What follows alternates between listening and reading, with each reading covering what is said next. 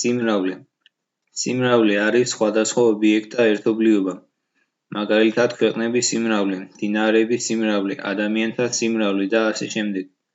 ის ობიექტები, რომლებიც სიმრავლეში შედიან, სიმრავლის ელემენტები არიან. მაგალითად, ქვეყნების სიმრავლის დროს საქართველო, ესტონეთი, ლატვია სიმრავლის ელემენტებია. სიმრავლეს დიდი ლათინური ანბანის ასოებით აღნიშნავენ. A, B, C, D. სიმრავლის ელემენტებს კი პატარა ასოებით. A, B, C, D. თუ A, B სიმრავლის ელემენტია, მას ასე ჩაწერენ. A ეკუთვნის B-ს. ეს სიმბოლო იკითხება როგორც ეკუთვნის. თუ A არ წარმოადგენს B სიმრავლის ელემენტს, მას ასე ჩაწერენ. A არ ეკუთვნის B-ს. A სიმრავლე, რომლის ელემენტებია A, B, C, D, ასე აღინიშნება. A უდრის ფიგურული ფრჩხილები A, B, C, D-ს. მაგალითად, გვაქვს რაღაც სიმრავლის X ელემენტები და გვინდა მისი რაიმე P პირობი დაჯგუფება. მაშინ წერთ ფიგურული ფრჩხილები X-ი, სწორი ხაზი და P. მაგალითად, ყველა იმ ნატურალურ რიცხვთა სიმრავლე, რომელიც მეტია 1000-ზე. ფიგურული ფრჩხილები X-ი, როგორც ვლადი, სწორი ხაზი, X-ი ეკუთვნის N-ს, ამით ვგებულობთ, რომ X-ი ეკუთვნის ნატურალურ რიცხვთა სიმრავლეს. მძიმე, X-ი მეტია 1000-ზე. X ელემენტებიდან მხოლოდ იმათი სიმრავლე, რომლებიც მეტია 1000-ზე. ისეთი სიმრავლე, რომელიც არც ერთ ელემენტს არ შეიცავს, ძლიერი სიმრავლეა და აღინიშნება ასე. მაგალითად, A არც ერთ სიმრავლეს არ შეიცავს. ანუ ის ძლიერი სიმრავლეა. ძლიერი სიმრავლეა მზეზე მცხოვრებ ადამიანთა სიმრავლე, მოლაპარაკე ძაღლთა სიმრავლე და ასე შემდეგ. ახლა განვიხილოთ ქვეციმრავლეებიც. თუ ყოველი A სიმრავლის ელემენტი ეკუთვნის B სიმრავლის ელემენტს, A ქვეციმრავლეა B-ში. ეს იკითხება როგორც A ქვეციმრავლეა B-ში. თუ არ ეკუთვნის, A არ არის ქვეციმრავლე B-ში. A სიმრავლე შეიცავს 1-ს, 2-სა და 3-ს, B სიმრავლისა კი 1-ს, 2-ს, 3-სა და 4-ს. A ქვეციმრავლეა B-ში, რადგან მისი ყველა ელემენტი შედის B-ში. ანუ 1, 2, 3, ეს სამივე ელემენტი არის ასევე B-ში.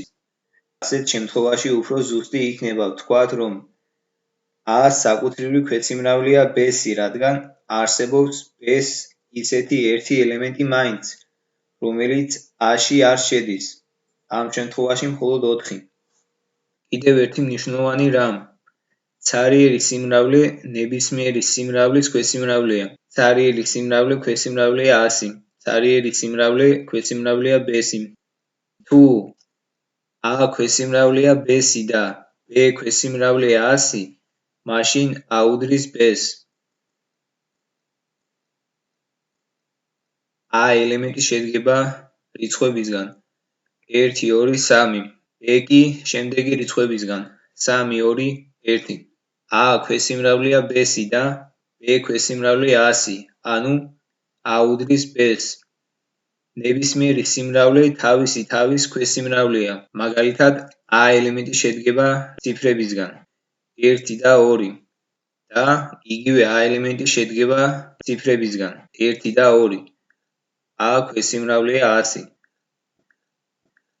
A და B სიმრავლის გაერთიანება ეწოდება ყველა იმ ელემენტთა სიმრავლეს, რომელიც ამ სიმრავლეებიდან ერთ-ერთს მაინც ეკუთვნის. A ელემენტი შედგება შემდეგი ციფრებისგან 1, 2, 3 და 4.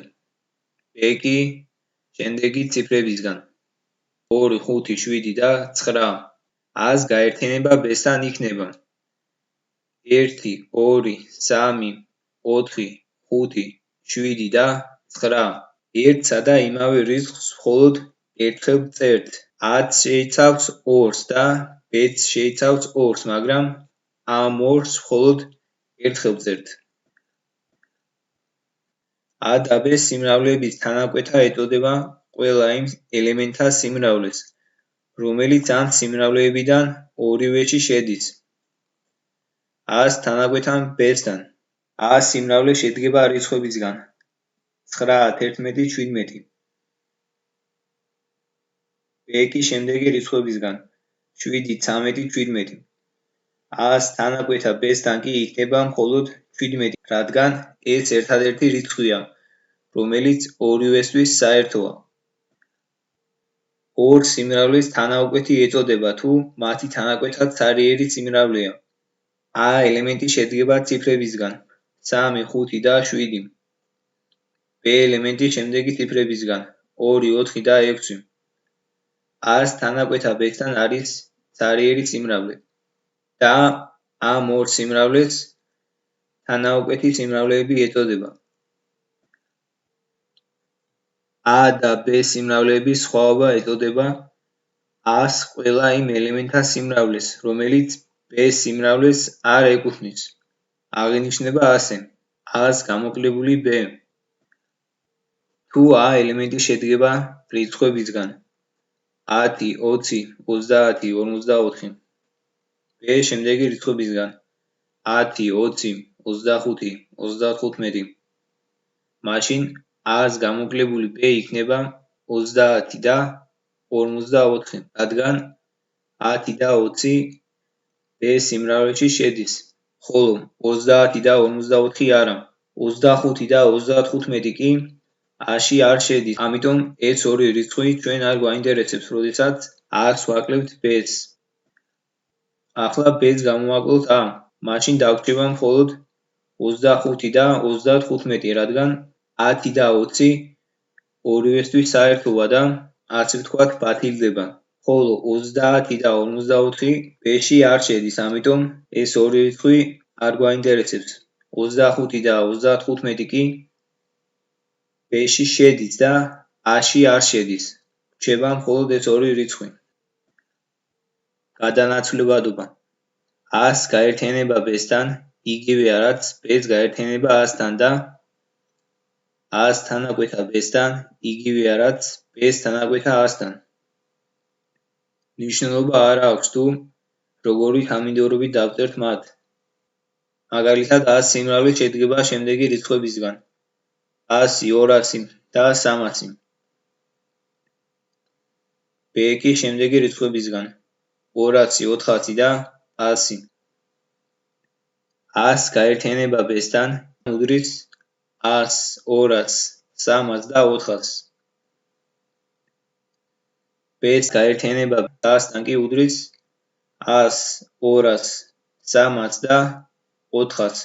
თუ დავაკვირდებით, ნახავთ, რომ მნიშვნელობა არ აქვს ამ ელემენტების განლაგებას. მოდი ახლა განვიხილოთ თანაკვეთად. a-ს თანაკვეთა b-სთან იქნება 100 და 200, რადგან მხოლოდ ეს ორი რიცხვია საერთო ამ ორ სიმრავლეებს შორის. b-ს თანაკვეთა a-სთან კი იქნება ისევ 100 და 200.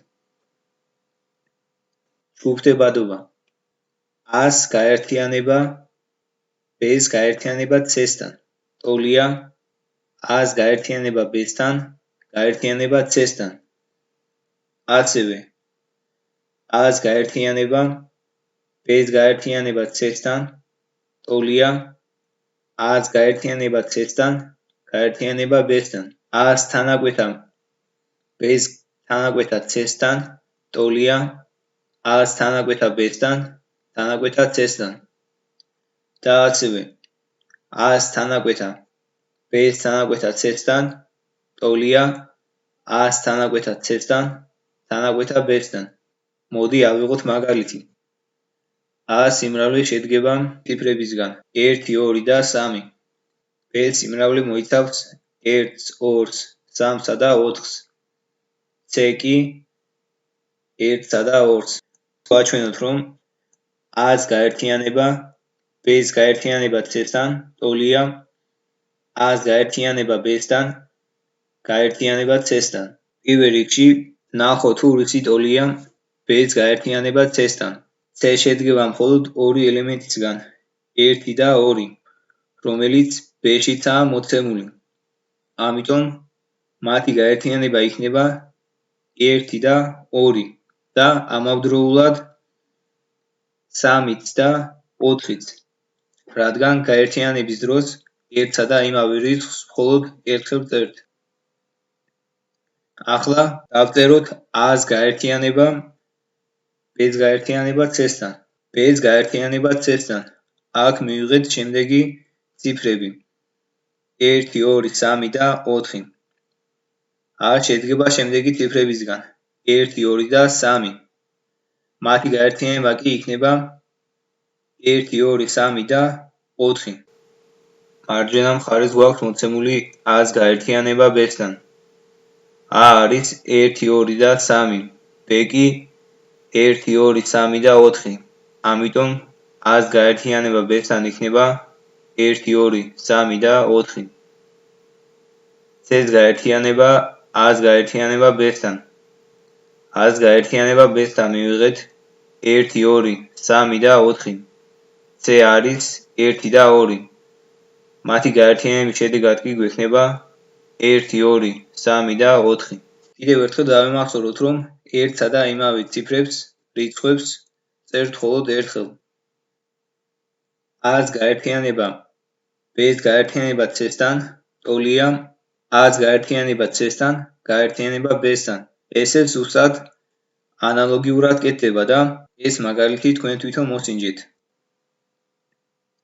ახლა განვიხილოთ თანაკვეთას. A-ს თანაკვეთა B-ს თანაკვეთა C-სთან ტოლია A-ს თანაკვეთა B-სთან თანაკვეთა C-სთან და ისევ ავიღოთ ეს სამი სიმრავლე. პირველ რიგში განვიხილოთ B-ს თანაკვეთა C-სთან. თუ დაუკვირდებით, ნახავთ, რომ მათ მხოლოდ ორი ციფრი აქვს საერთო, 1 და 2. თუმცა მათი თანაკვეთაც იქნება 1 და 2. ახლა კი განვიხილოთ A-ს თანაკვეთა B-ს თანაკვეთა C-სთან. B-ს თანაკვეთა C-სთან მივიღეთ 1 და 2. A კი შედგება შემდეგი ციფრებისგან: 1, 2 და 3. მათი თანაკვეთაც იქნება 1 და 2, რადგან ეს ორი ციფრი ამ ორი სიმრავლისთვის საერთოა. ახლა განვიხილოთ მარჯვენა მხარე. A თანაკვეთა B-სთან გვექნება A-ში გვაქვს 1, 2 და 3, B-ში კი 1, 2, 3 და 4. ანუ მათი თანაკვეთა იქნება 1, 2 და 3. და ბოლოს განვიხილოთ A-ს თანაკვეთა B-სთან თანაკვეთა C-სთან. A-ს თანაკვეთა B-სთან მივიღეთ 1, 2 და 3. C შედგება 1-სა და 2-საგან. ამიტომ მათი თანაკვეთა იქნება 1 და 2. როგორც პირველ, ასევე მეორე შემთხვევაში ნახეთ, რომ მარცხენა და მარჯვენა მხარეები ერთმანეთის ტოლია. მეორე შემთხვევა კი აქაც თქვენ თვითონ სცადეთ, რადგან ზუსტად ანალოგიურია. დავიმახსოვროთ, რომ A-ს თანაკვეთა ცარიელი სიმრავლესთან არის ცარიელი სიმრავლე და A-ს გაერთიანება ცარიელი სიმრავლესთან არის A და ეს ჭეშმარიტია ნებისმიერი სიმრავლისთვის. A იქნება B, C, D თუ ასე შემდეგ. დისტრიბუციულობა. A-ს თანაკვეთა B-ს გაერთიანება C-სთან ტოლია A-ს თანაკვეთა B-სთან გაერთიანება A-ს თანაკვეთა C-სთან. მოდით ავიღოთ ისევ A, B და C სიმრავლეები. A იყოს 1, 2 და 3, B იყოს 2, 5 და 7, C იყოს 1, 3 და 9. პირველ რიგში განვიხილოთ B-ს გაერთიანება C-სთან. B არის 2, 5 და 7, C არის 1, 3 და 9. თუ დავაკვირდებით, ნახავთ, რომ B-ს და C-ს ყოველი ელემენტი განსხვავებულია. მათი გაერთიანება იქნება პირდაპირ 2, 5, 7, 1, 3 და 9. A-ს თანაკვეთა b-ს გაერთიანება c-სთან. a შედგება 1-ის, 2-ისა და 3-ისაგან. b-ს გაერთიანება c-სთან. მივიღეთ 1, 2, 3, 5, 7 და 9. ამიტომ მათი თანაკვეთის შედეგად გვექნება მხოლოდ 1, 2 და 3, რადგან მხოლოდ ეს 3 ციფრია მათ შორის საერთო. ახლა მარჯვენა მხარეს.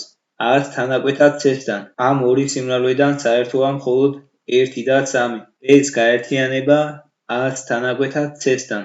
გაერთიანება a-ს თანაკვეთა c-სთან გვექნება a-ს თანაკვეთა c-სთან მივიღეთ 1 და 3, ხოლო b შედგება 2, 5-ისა და 7-ისაგან. მათი გაერთიანება კი იქნება 1, 2, 3, 5 და 7.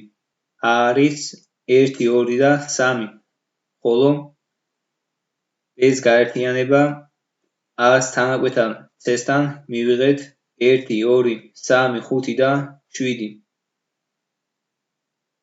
მათ შორის საერთო კი არის მხოლოდ 1, 2 და 3. მარცხენა მხარესაც მივიღეთ 1, 2 და 3 და მარჯვენა მხარესაც მივიღეთ 1, 2 და 3. უფრო მარტივად რომ დაგვამახსოვრდეთ ეს 3 ფორმულა, წარმოვადგინოთ a-ზე. გადანაცვლებადობის დროს a-ს გაერთიანება b-სთან იგივეა რაც b-ს გაერთიანება a-სთან და a-ს თანაკვეთა b-სთან იგივეა რაც b-ს თანაკვეთა a-სთან. მოდით წარმოვიდგინოთ ციფრები. 1 + 2 იგივეა რაც 2 + 1. ანუ ადგილის გადანაცვლებით ჯამი არ იცვლება. სწორედ ეს წესი მოქმედებს გადანაცვლებადობის დროსაც. ჯგუფთებადობის დროს a-ს გაერთიანება b-ს გაერთიანება c-სთან ტოლია, a-ს გაერთიანება b-სთან გაერთიანება c-სთან და a-ს თანაკვეთა b-ს თანაკვეთა c-სთან ტოლია, a-ს თანაკვეთა b-სთან თანაკვეთა c-სთან. აქაც წარმოვიდგინოთ ციფრები. 1 + 2 + 3 ტოლია 1 + 2 + 3. დისტრიბუციულობის დროს a-ს თანაკვეთა b-ს გაერთიანება c-სთან ტოლია a-ს თანაკვეთა b-სთან გაერთიანება a-ს თანაკვეთა c-სთან. 2 გამრავლებული 3 + 5-ზე ტოლია 2 გამრავლებული 3-ზე პლუს 2 გამრავლებული 5-ზე. ამ რიცხვების საშუალებით სიმრავლეების 3 ძირითადი წესის გადანაცვლებადობის, ჯგუფთებადობის და დისტრიბუციულობის ფორმულების დამახსოვრება უფრო მარტივია. აქ სიმრავლეში ელემენტების რაოდენობა ამ სიმბოლოთი აღინიშნება.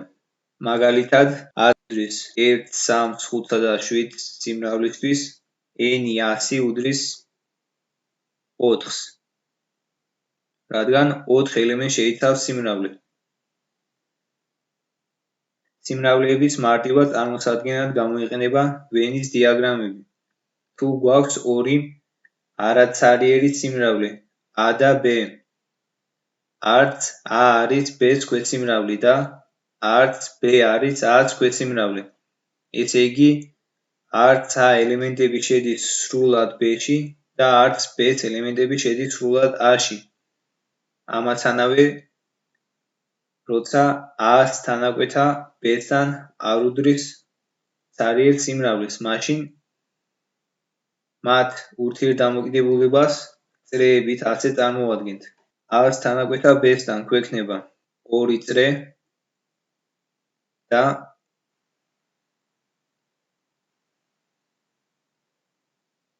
ეს საერთო ნაწილი არის a-ს თანაკვეთა b-სთან. a-ს გაერთიანება b-სთან გვექნება ისევ 2 წრე.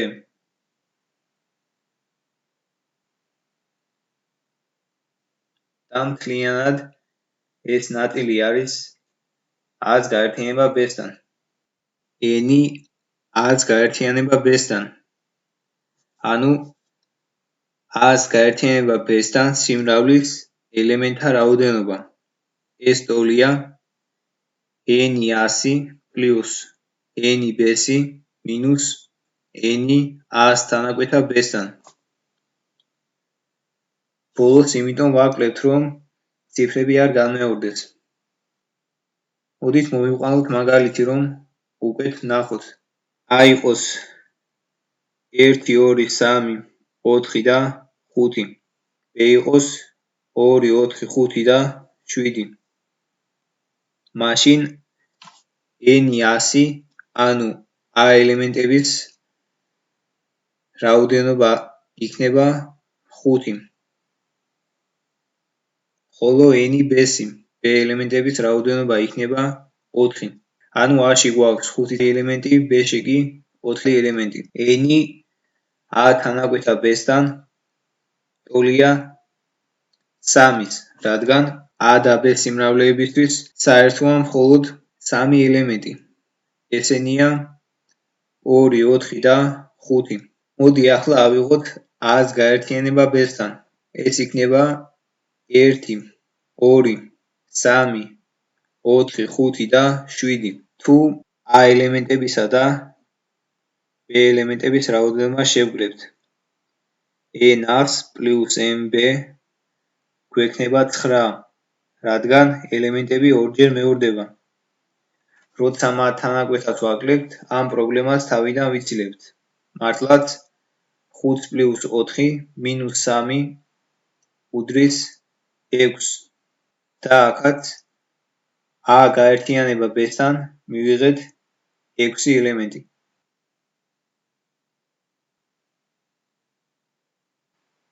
n-ი A-ს გაერთიანება B-სთან გაერთიანება C-სთან.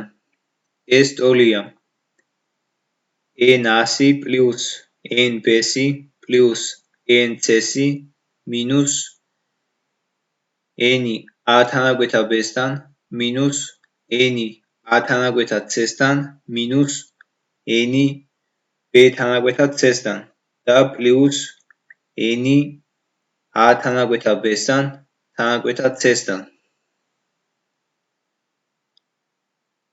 ერთი შეხედვით ძალიან დამაბნეველია, მაგრამ ავიღოთ მაგალითები და ყველაფერი გამოაშკარავდება.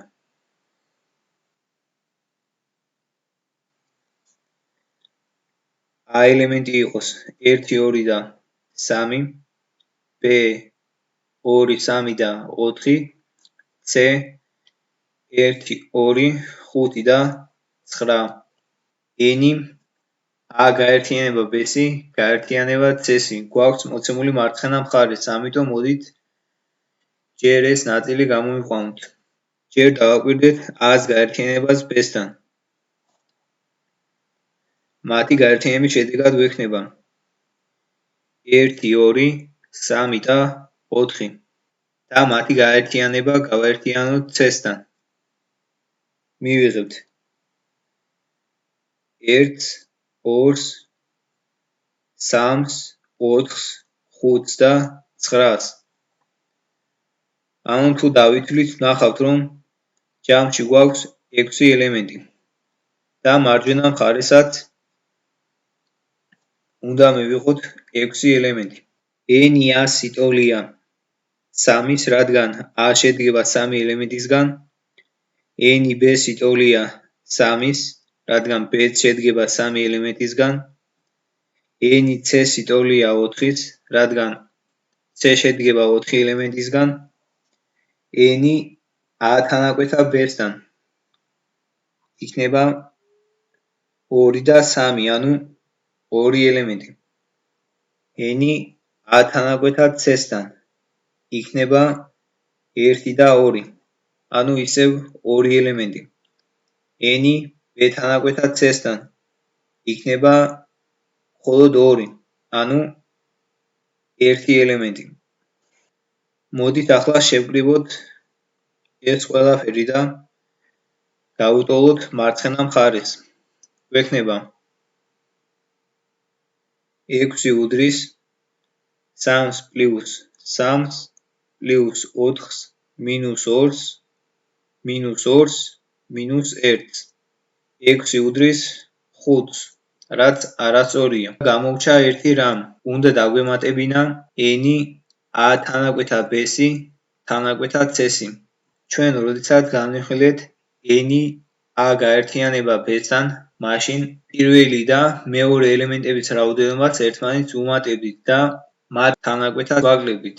აქაც სწორედ ასე მოვიქცეთ. მოცემული ჰქონდა 3 ელემენტი.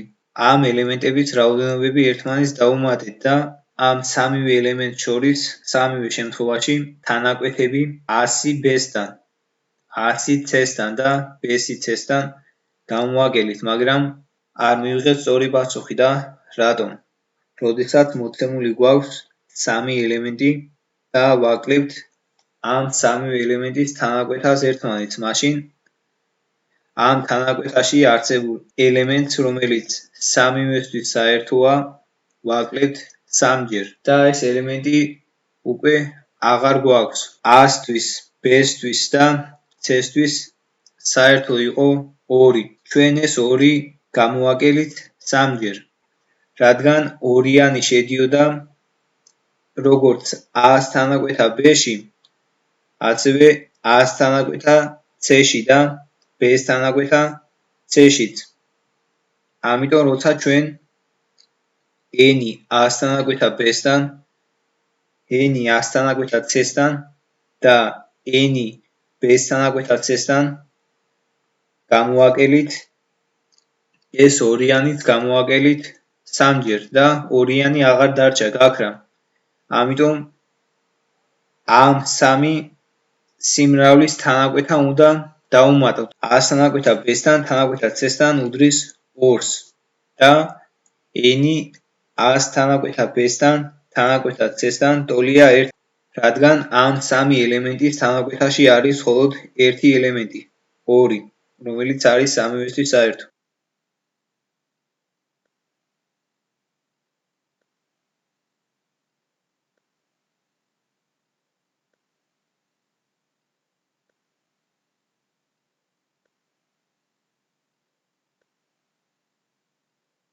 ახლა თუ ამ 1-ს დავუმატებთ მარჯვენა მხარეს არსებულ გამოსახულებას მივიღებთ 6 უდრის 5 + 1, ანუ 6. მოდით განვიხილოთ წიგნში არსებული მაგალითი. კლასში 20 მოსწავლე ფეხბურთითაა გადაცებული, 15 ჩოგბურთით და 8 ერთდროულად ორივეთი. რამდენი მოსწავლეა კლასში თუ ყოველი მოსწავლე სპორტის ამ სახეობებიდან ერთ-ერთით მაინც არის გადაცებული. ერთ-ერთით მაინც არის გადაცებული ნიშნავს, რომ ყველა მოსწავლე მინიმუმ ერთი სახეობით მაინც არის გადაცებული და ეს მნიშვნელოვანი ინფორმაცია. მოდით ჩამოვწეროთ თუ რა გვაქვს მოცემული. n A-ს თანაკვეთა B-სთან უდრის 8-ს, ანუ ერთდროულად ორივეთი 8 მოსწავლეა გადაცებული. n A-სი უდრის 20-ს, ანუ A ამ შემთხვევაში იყოს ფეხბურთი და ფეხბურთით არის გადაცებული 20 მოსწავლე. n B-სი უდრის 15-ს. B იყოს ჩოგბურთი და ჩოგბურთით არის 15 მოსწავლე გადაცებული. ანუ A შედგება 20 ელემენტისგან და B შედგება 15 ელემენტისგან. მათი თანაკვეთა კი გვაძლევს 8 ელემენტს. მოდით ვაჩვენოთ პირველ შემთხვევაში ვენის დიაგრამით. ეს იყოს ფეხბურთი, ეს კი ჩოგბურთი. მათ თანაკვეთაში გვექნება 8. ეს 8 ფეხბურთისთვისაც საერთოა და ჩოგბურთისთვისაც. როგორც ვიცით, ფეხბურთით არის სულ გადაცებული 20 მოსწავლე. ანუ ფეხბურთის წრეში სულ უნდა იყოს 20. 8 უკვე მოცემული გვაქვს. ამიტომ დაგვრჩა 12. 12 + 8 მართლაც არის 20. ჩოგბურთის სულ გადაცებულია 15 მოსწავლე. 8 უკვე გვაქვს.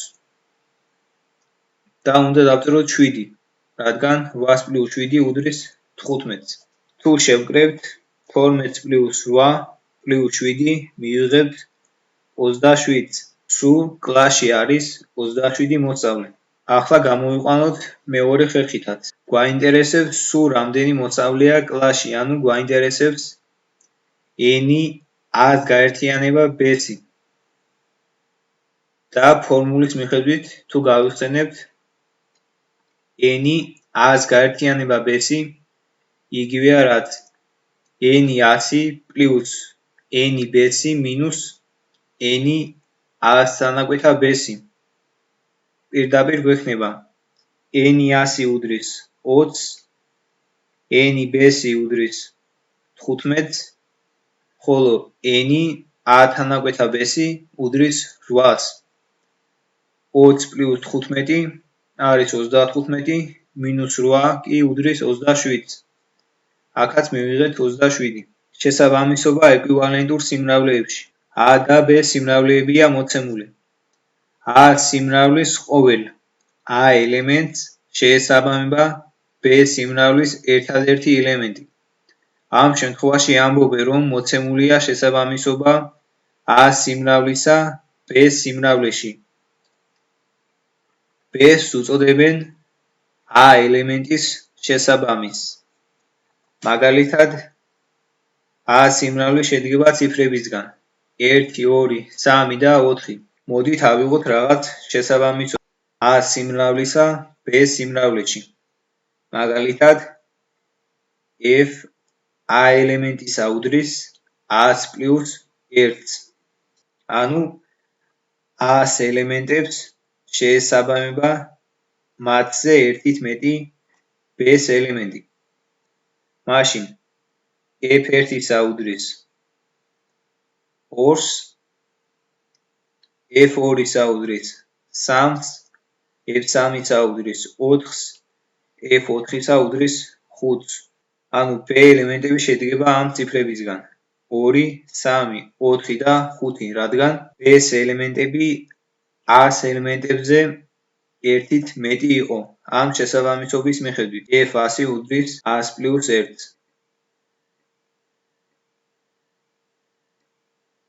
ეს იყოს A, ეს იყოს B.